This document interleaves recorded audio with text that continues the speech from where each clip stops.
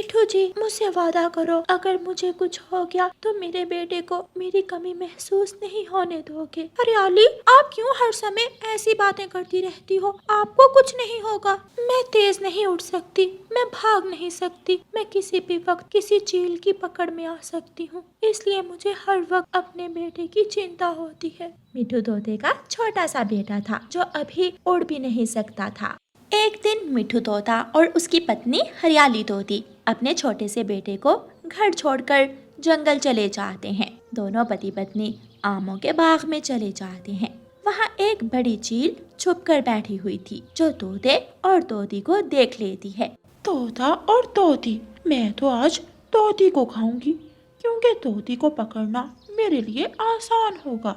हरियाली, आप यहाँ बैठो और मैं दूसरे पेड़ से पका हुआ आम ढूंढ कर लाता हूँ। मिठू तोता दूसरे पेड़ से आम लेने जाता है। पीछे से बड़ी चील हरियाली पर हमला कर देती है। हरियाली तोती उड़ती है। वो अभी थोड़ी दूर ही जाती है कि चील उसे पकड़ लेती है। मिठू जी, मुझे बचाओ, मुझे बचाओ। मिठू तोता पलटकर आता है, लेकिन तब तक बड़ी चील हरियाली तोती को उठाकर ऊंचे आसमान में गायब हो जाती है।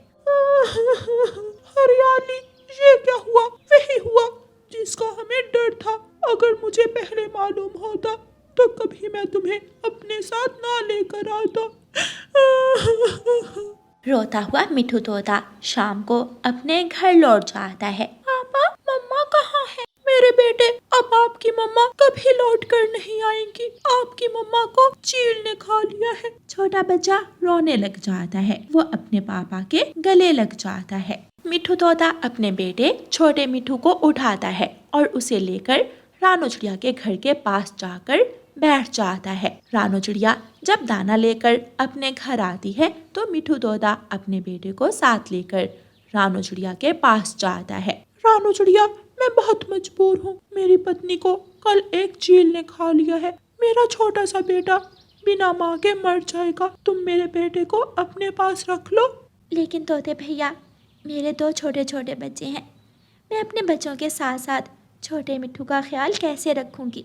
चिड़िया, मैं हर रोज दाना और फल दे जाया करूँगा और जब मेरा बेटा उड़ने लायक हो जाएगा तो मैं अपने बेटे को ले जाऊंगा। चिड़िया मान जाती है और फिर तोता अपने बेटे को रानो चिड़िया के पास छोड़कर चला जाता है। मम्मा, ये कौन है? ये तो किसी तोते का बच्चा है। हाँ गुड़िया बेटी, इसकी मम्मा मर गई है और इसका पापा कुछ दिनों के लिए इसे हमारे पास छोड़ गया है। गुड़िया बड़ी थी लेकिन कुकू छोटा था। उसे छोटे तोते का अपने घर आना ज्यादा अच्छा नहीं लगा था। माँ, इसे बाहर निकाले, मैं इसे अपने घर में नहीं रहने दूंगा। कुकू बेटा, ये भी आपकी तरह छोटा है और मिठू अकेला इसका ख्याल नहीं रख सकता। बस कुछ ही दिनों की तो बात है। मैं किसी को तंग नहीं करूंगा। मैं तो अपने पापा को भी तंग नहीं करता था, फिर ना जाने क्यों पापा मुझे यहाँ छोड़ के हैं।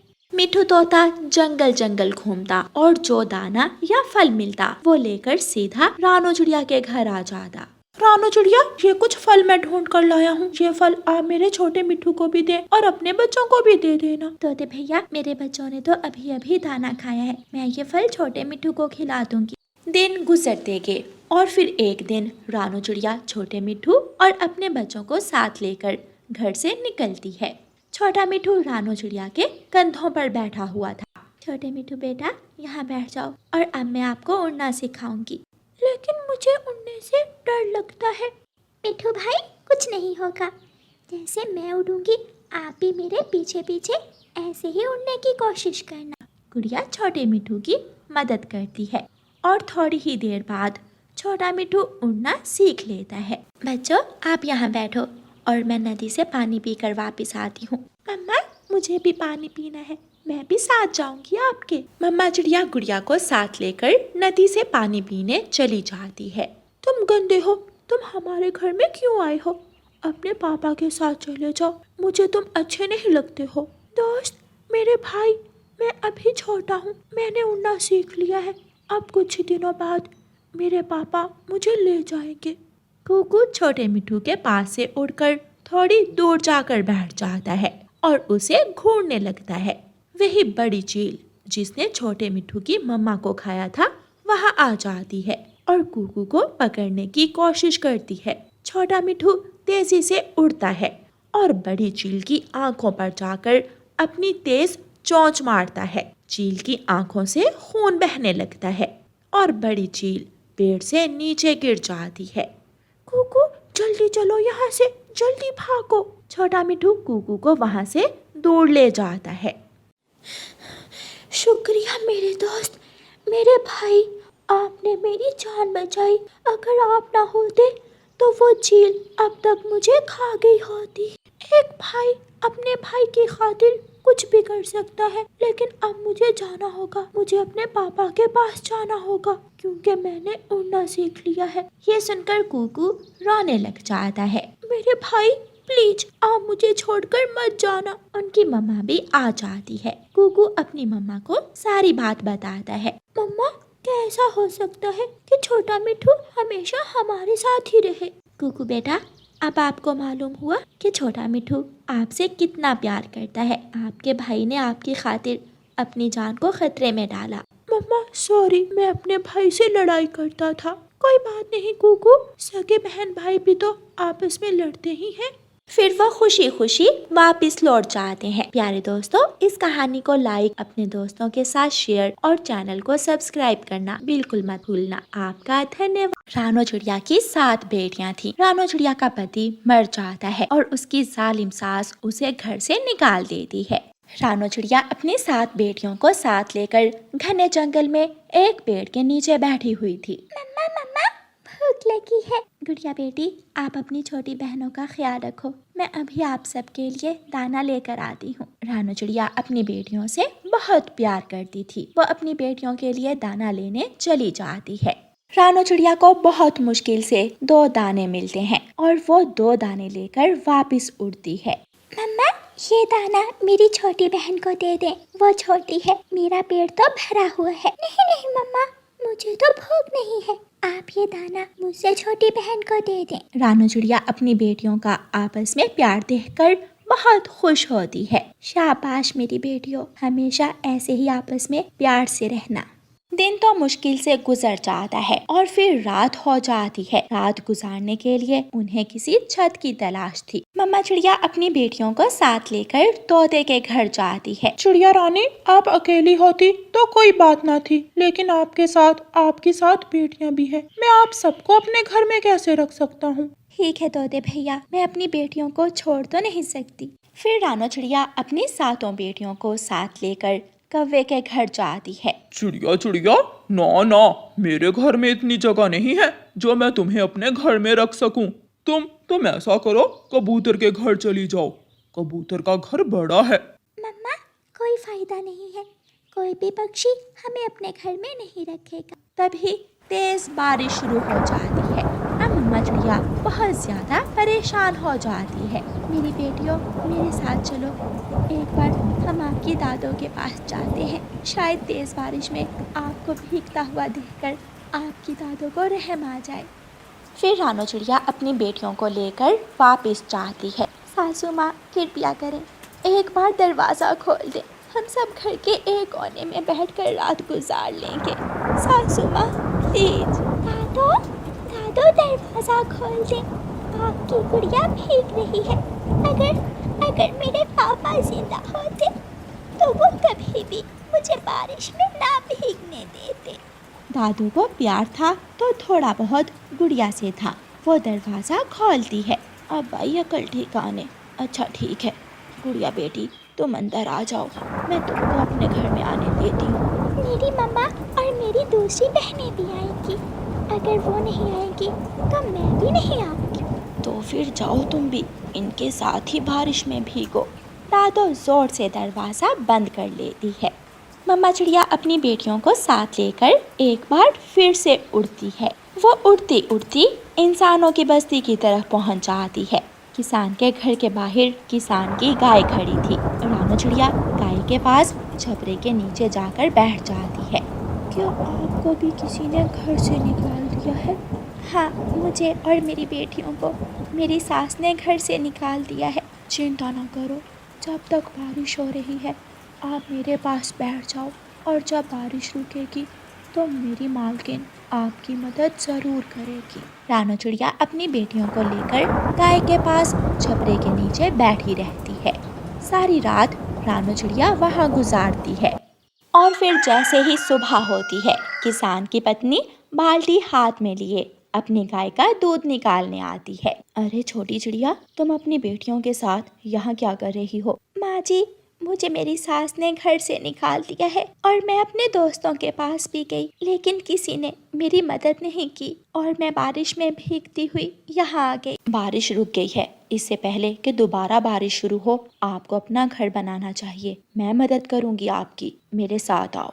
गाय की मालकिन रानू चिड़िया को अपने साथ ले जाती है और अपने आंगन में बड़े पेड़ की तरफ इशारा करते हुए कहती है, ये पेड़ कैसा है? ये पेड़ घना भी है और मजबूत भी। हाँ, अगर मेरा घर इस पेड़ पर बन जाए तो मैं हमेशा आपकी एहसानमंद रहूंगी। जाओ, बढ़ई को बुला कर लाओ, मैं उसे लकड़ी देती हूँ और वो आपको इस पेड़ पर मजबूत घर बना देगा। चिड़िया अपनी बेटियों को गाय के पास छोड़कर बढ़ई के पास जाती है। बढ़ई चाचा, आपको किसान की पत्नी बुला रही है। रुको रुको, मैं अपनी आरी और हथौड़ा उठा लूं।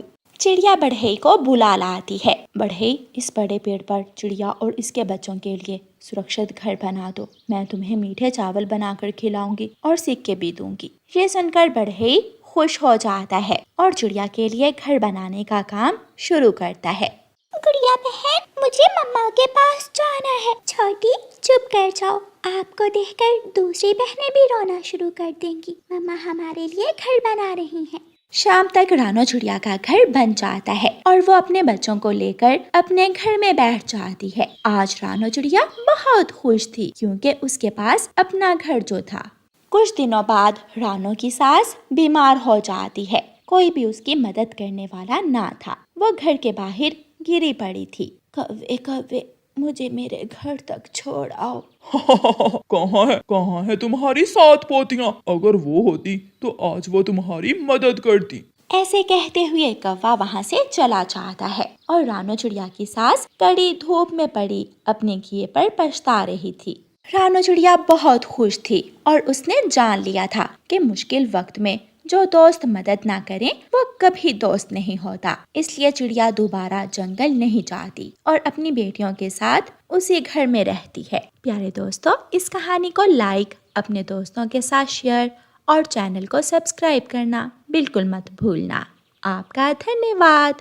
जंगल का राजा मिठू तोता था। लंबे समय बाद मिठू राजा के यहाँ अंडे से उसका बेटा निकला था। तोता राजा और तोती रानी बहुत खुश थे, लेकिन एक परेशानी थी कि उनका बेटा कुछ भी खा नहीं रहा था। बेटा, मेरे छोटे मिठू, लो ये मीठा फल खा लो। नहीं खाऊंगा, मुझे इसका स्वाद अच्छा नहीं लगता। राजा जी, मैं तो बहुत परेशान हूँ। हमारा बेटा कुछ भी नहीं खा रहा। अगर ऐसे ही रहा तो हमारा बेटा बहुत कमजोर हो जाएगा। सिपाही, जाओ वैद्य जी को बुला कर लाओ। वैद्य जी मेरे बेटे को देखकर बताएगा कि ये कोई चीज क्यों नहीं खा रहा। उल्लू सिपाही जाता है और बुलबुल को बुला लाता है। बुलबुल छोटे राजा को देखती है। राजा जी, ये बच्चा फल और दाना नहीं खाएगा, इसे कोई मीठी चीज बनाकर खिलाएं, शायद ये बच्चा मीठी चीज खा ले।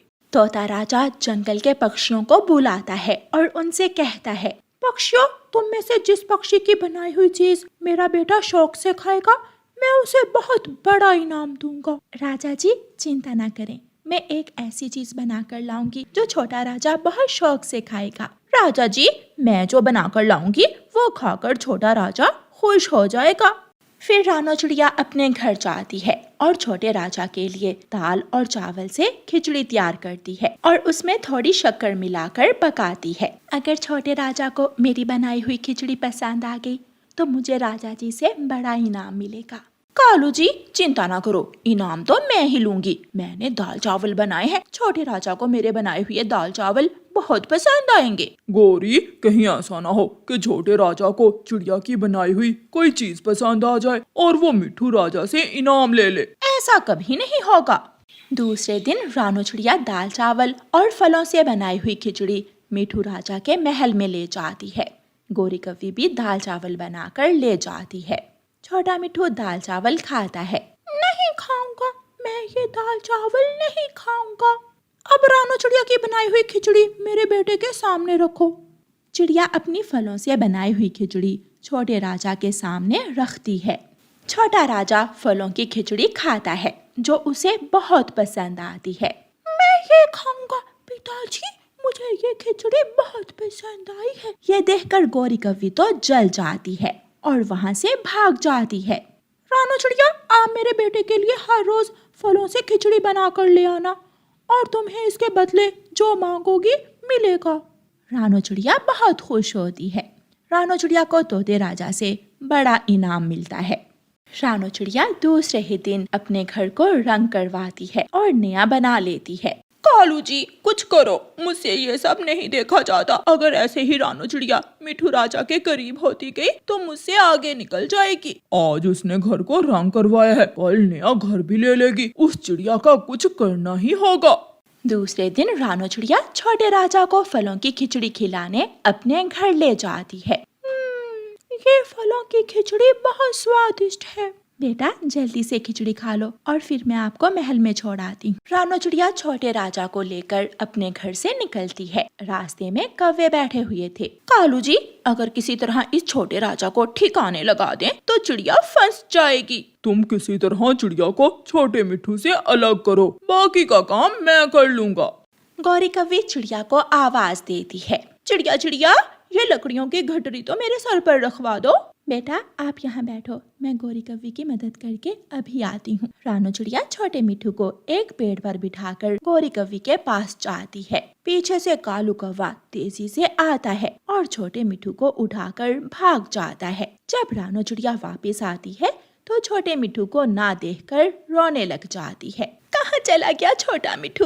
अगर छोटे मिठू को कुछ हो गया तो मिठू राजा मुझे जेल में कैद कर देंगे। कौवा और कव्वी छोटे मिठू को पहाड़ों पर ले जाते हैं और एक पेड़ के साथ रस्सियों से बांध देते हैं। अब ये छोटा मिठू यहाँ ही भूख और प्यास से मर जाएगा और रानो चिड़िया मरेगी मिठू राजा की जेल में। आई बड़ी छोटी चिड़िया मेरा मुकाबला करने वाली। मिठू राजा अपने बेटे का सुनकर बहुत दुखी हो जाता है।